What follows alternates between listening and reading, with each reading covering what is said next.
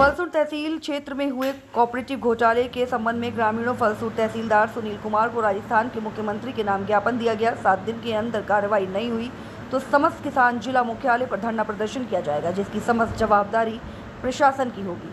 अब किसान अधिकारियों, पुलिस स्टेशन, वहां जिला कलेक्टर कार्यालय के चक्कर काट के परेशान हो गया है। अब किसान परेशान होकर आत्महत्या कर सकते हैं, जिसकी जवाबदारी प्रशासन की होगी। प्रधानमंत्री फसल बीमा कृषि क्लेम में हुए घोटाले की जांच करके तुरंत कार्रवाई की जाए। फलसूर तहसील में ग्राम सेवा सहकारी समिति फलसूर, मनासर, भुर्जगढ़, पदमपुरा, स्वामी जी की डाड़ी में कृषि क्लेम घोटालेबाजों में व्यवस्थापकों द्वारा फर्जी कागजात तैयार करके फर्जी बटाईदारों बनाकर किसानों के क्लेम की राशि हड़पी गई। उन पर उचित कार्रवाई नहीं होने से किसान अब जिला मुख्यालय पर धरना प्रदर्शन देंगे।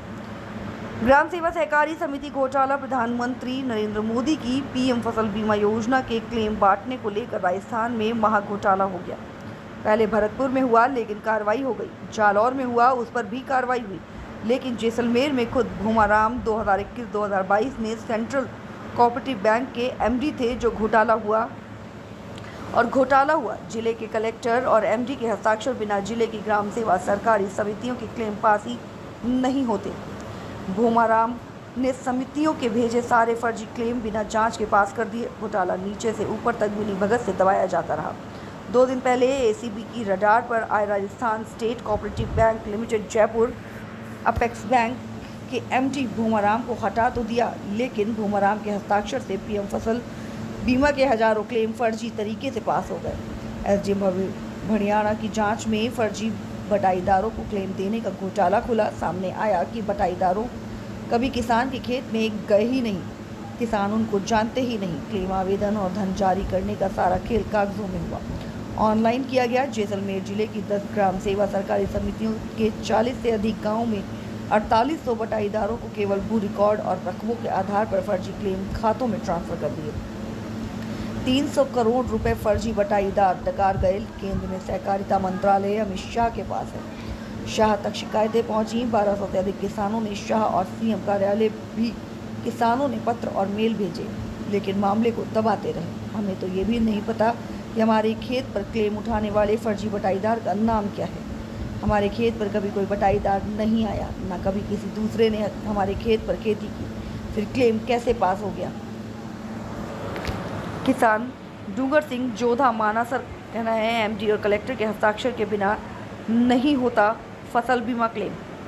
भूमाराम फर्जी आवेदकों के नाम करते रहे करोड़ों रुपए पास। समितियों द्वारा बनाए 4800 फर्जी बटाईदारों को ये भी नहीं पता कि उनको किस किसान के खेत पर क्लेम मिला। पीएम फसल बीमा क्लेम घोटाला उजागर करने पर सीएम कार्यालय की तरफ से सहकारिता विभाग के प्रकरण तलब किया है। विभाग के अफसर भूमाराम को हटाए जाने के बाद प्रकरण की जानकारी भेज रहे हैं। नाबार्ड बैंक ने कार्रवाई नहीं की। पीएम फसल बीमा योजना की राशि केंद्र से जारी होने के बाद नाबार्ड बैंक द्वारा राज्यों को ट्रांसफर होती है। नाबार्ड बैंक के अफसरों के ध्यान में योजना का घोटाला लाया गया, लेकिन वे भी कार्रवाई से बचते रहे, सख्त कार्रवाई नहीं की। जयपुर स्थित नाबार्ड कार्यालय में किसानों ने शिकायतें की थी।